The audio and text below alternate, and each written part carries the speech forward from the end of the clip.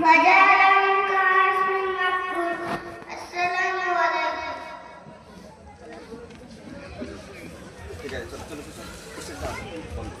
মাশাআল্লাহ খুব সুন্দর বলেছে। এখানে গজরত কোরআন পাঠ সমাপ্ত হলো, শেষ হলো, ইশার আজান হবে, তারপরে ইনশাআল্লাহ ওয়াজের কাজ শুরু হবে। এক একটা আলেম ওলামা আলেমে দ্বীন হাক্কানি দ্বীন ওয়াজ করবে, সকল ইনশাআল্লাহ ইশার নামাজ পড়েই চলে আসবে মজলিসের মধ্যে কোরআন হাদিস শোনার জন্য, আলেমদের বয়ান শোনার জন্য।